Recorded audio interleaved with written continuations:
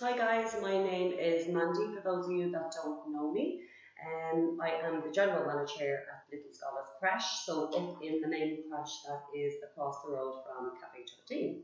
So some of you may have already met me due bookings, and we didn't actually have a visit this year, unfortunately, obviously with the way the COVID guidelines and things like that, we just were unable to let anybody into the crash for reviewing. So if you did maybe get a chance to do that before March, you probably would have met myself. I'm just going to go through a few things now on when we're starting and what's in place and the things we have already put in place within the crash. This is our 8 week open at the crash here now. So we have a great system in place, and we are hoping to follow through with that as well, with welcoming in our sessional children. So that would be our ECC only, half 9 to half 12. I am going to run through then things that are going to apply to also our full day care children that will also be of ECC eligibility. So from Thursday the 27th is when we are commencing our ECC groups. So we have already previously sent out an email with a little bit of information about that as well also.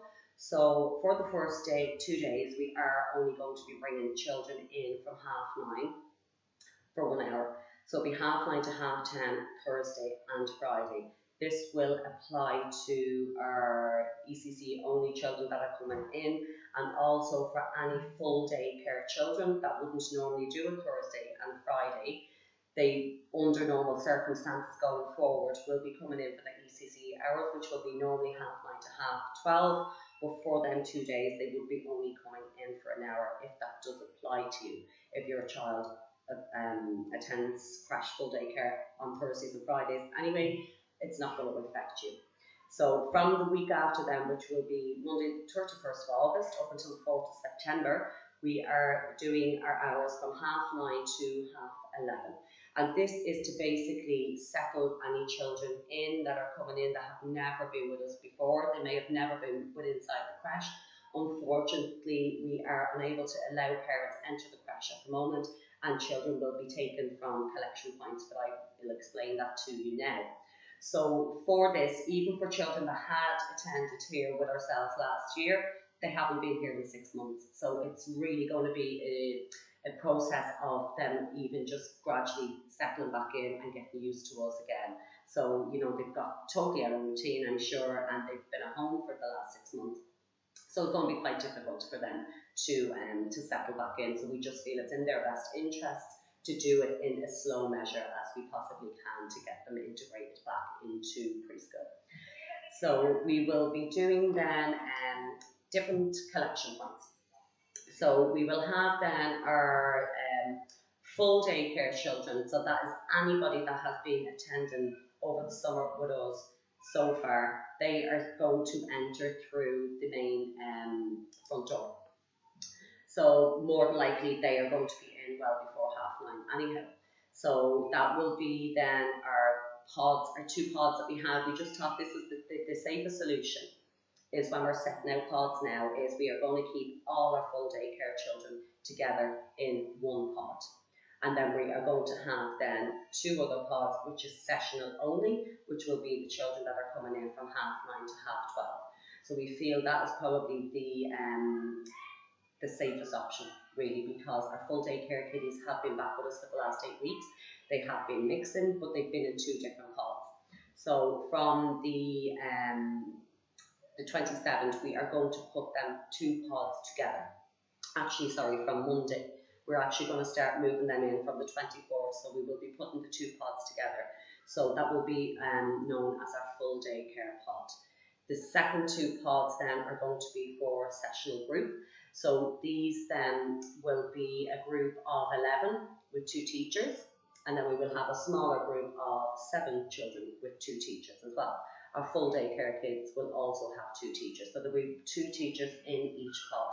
So the pod 3, which is going to be our full day care kiddies, as I said, you arrive in through the front door for these guys. For our pod 2, which is room 2, you are going to enter via the garden. So we will come down and open the garden gate from 9:30, and we will take the children off you. So when you are outside, guys, we have 4 different entrances in the creche to avoid any gatherings outside. We do have markings outside the garden gate and at the front door. So they're yellow spray paint markings. Please use them and keep your social distance when you are arriving to drop off and collect the children. And please, only one parent at any one time do this also. So that will be the garden entrance, and then if you are in pod 5, which is the smaller group, you will be entering via our side entrance, which is actually from at the side of the butcher shop. So right beside us, we have a side entrance there, and that's the way you guys will come and go from as well. And again, you are keeping your social distance and using the markings that we have in place outside as well. So going with lunch bags, now full day care, we've already gone through this with you, so you're well aware of this, but we need to run this by our sessional group that's only starting with us. So we have no lunch boxes are permitted on the premises, and the reason being that the hard plastic actually harbours COVID-19 longer than what any other materials would, so it's up to 48 hours. So to refrain from bringing any germs or anything like that into the building, we would be asking for no lunch boxes. So what we have actually here is what we would call Ziploc bags. So these ones are actually from Aldi. You get them in Dunnes, you can get them in Tesco, and they are literally a food bag. So you would be sending this in then daily with your child's name on it, so it sits open, and we will take these from the children and place them in their own shelf dedicated to them in the fridge, and they are given these then every day with their lunch in it.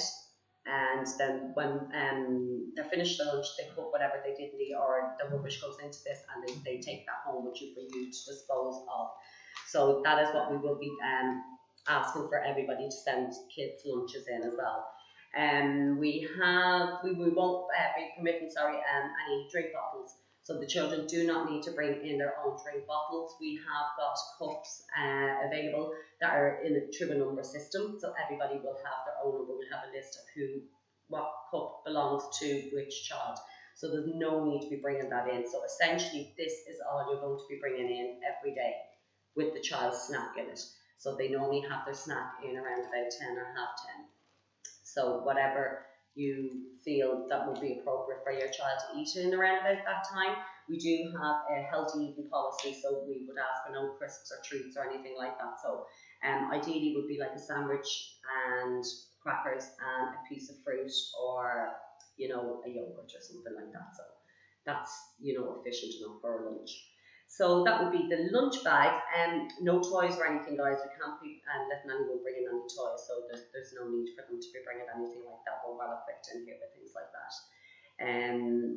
So on the first day, then we would be asking you also to send in a spare set of clothes. So again, you can use these bags. If you have the large ones, you could fit in a spare set of clothes with your child's name on it, and we will keep that on the premises for them. We will also be sending out in a further email of items required, so the teachers may need some folders and things like that sent in, and that's what they work on throughout the year, so we will inform you about that also. So when you come to your collection point, guys, as I said, to keep your distance outside, your teacher will come down and she will take the children in from you. So 3 questions you will be asked by your child's teacher every morning, and it is going to be, has your child been ill or sick in the last 48 hours? The second question would be, do they have a temperature? So you will need to check your child's temperature every morning before you bring them in. We will be asking you, do they have a temperature? And your third question will be, have they been given any medication? And we need to know this, guys, before you're sending your children in, so please be honest with us about this. Do not send your child in if they are feeling unwell or ill. So you know your child, guys. If you're feeling that they're a little bit under the weather, it's the safest option. Just do not send them in, and just give us a call and let us know that you're going to keep them off. It's just for the safety of everybody.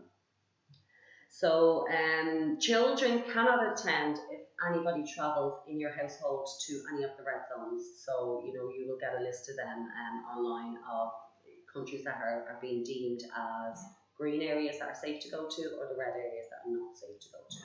So if your child or any of your household travels within a red zone, we need to know, and your child will have to self-isolate for 14 days. So that's quite important as well, guys.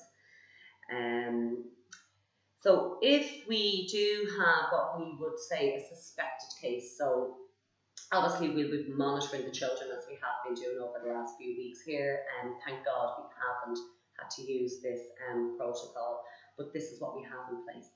So if we do suspect that a child may have some symptoms of COVID-19, they are taken out of the room by a designated staff member. So the staff member will be wearing their PPE gear, so they'll be wearing, their masks, gloves, aprons, things like that. They will take the child to our designated isolation area, which we have allocated, which is actually our sensory room that's done up in a shed out in the garden. So we felt that was the safest option, was to designate this area as it's outside the building, totally outside the building. The staff member will stay with that child, and another staff member will contact you, the parent, and you must immediately come and pick up your child from the garden area. And you will have to contact your GP immediately, and they will give you advice on what way to follow after that, and obviously keep us then updated with anything like that as well, on what the doctor does suggest. So as I said, we haven't had to use that yet, which is great. So, but that is the protocol we have in place. Therefore, if this is something that will come up along the way, please God it doesn't. So as I said, our pods are done out with our full day care, which will have 2 staff members, and we'll have then a larger sessional group and a smaller sessional group, and all will have 2 staff members in it. The children do not mix. So this is the whole point of the pod. So this is how we've been working things from the end of June, as in everybody has their own designated area. When they go out to the garden, they have their own designated times. Everybody is within their pod, so they are the only children that they mix with, and they don't mix with any other children from different groups. So, this is the way we've been running things, and as I said, we have a great system in place, and it's actually just working as normal now, that everybody knows, no more rooms mixed together. It's one at a time in and out of the garden. Our dining room is not being used. This is what I'm actually filming in at the moment. This is not being used whatsoever, so the children are eating their snacks within their room. So it's just, minimising down the movements and actions of staff and children within the premises. So it's been working great, and the children are no different, to be honest with you. We have hand sinks that have been installed in all the classrooms here as well, so we've done that over lockdown. So the children will be, hand sanitising entering the building, and then they will also be washing their hands once they're in here as well. That will also obviously be done throughout the day, so before and after activities, before and after they eat, and obviously the toilet. So all these measures we had in place anyway, guys. This is nothing new to us. These are all things that we've done anyway. So, it really is the most important thing about the hand washing, and I'm sure everybody is aware of that, especially with what's been going on. But these are measures that we have always had in place here at the Scholars anyhow. So they all do have their own sinks in their room. We have hand sanitisers throughout the building, and they are constantly used. Same with in and out of the garden, then they're sanitising as they're doing that then as well. And then we obviously have then extra cleaning schedules in place within the rooms as well. So it's all cleaning up after activities, everything is all disinfected and things like that. This is a product that we've actually been using. So this is called Extra Protect. So this has actually came with its own certificates from the lab to say that this combats COVID-19. This is to sanitize your areas for up to 7 days. So this is strongly recommended to us, guys, and this is the product that we have been using. So it literally sanitizes everything. So we're cleaning stuff, and then we're sanitizing, and that is done throughout the day. So just to assure people of that. I know for anyone that hasn't been with us, I know it must be quite difficult for you to hand your children over to people that you probably have never met. you've never entered their building. We fully understand that. I know other parents do have concerns on COVA and it's spreading and things. So this is the whole point of this video link, is to assure parents that we are doing our utmost following the guidelines. And to be honest with you, I'm pleased to let you all know that we had a tooth inspection only Thursday week ago, and we got amazing feedback from that. We really were happy with the comments that we got back from the preschool officer that was out inspecting us, and she did, you know, mention that we had everything in place that we should have in place. We probably have a little bit more in place than we needed to, but we were very pleased with that, and in her own words, you are doing a great job. So we were really happy to have that inspection and get that great feedback. So I just want to pass that information on to you guys to assure you. I know that everybody is still slightly worried about children mixing again, but as I said, we have the best practice and the best measures that we possibly can in here to prevent anything like that happening. So we just really want to assure you all about that. And as you'll see, my visor that I'm wearing here, the PPE gear is not actually a requirement. It's not an essential when you're with the children. So this is something that we have taken on board ourselves. So we do use these in any of the communal areas. So if any staff are leaving the room for whatever reason, they will put on their masks. And the same, the shield, sorry. The same with when we are at our collection points, taking the children in from you guys as well. We will be wearing these as well, so it's just an added extra protection that we have.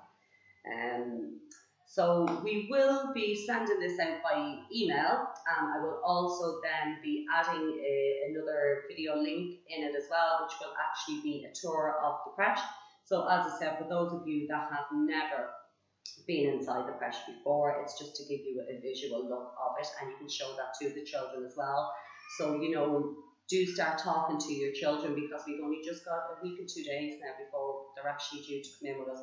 So do show them the video link that I'm going to send you out with this as well. It will give you a tour of the creche, the different rooms that they could be in, the collection points and the garden area as well. So just to get them, you know, thinking on, you know, this is where I'm going to go, and a little visual going on in their head as well. And we will also then add in that which room your child has been allocated and their teachers. So as I said, guys, I just really want to try and reassure you all here with this video link. If anybody has anything whatsoever that they're concerned about, or any questions or whatever it may be, just do feel free to give me a call, pick up the phone. The number here is 01801 5734, and I will try my best to accommodate any questions you may have. So looking forward to seeing you all soon, guys, and enjoy the video of the creche. So see you all soon. Bye.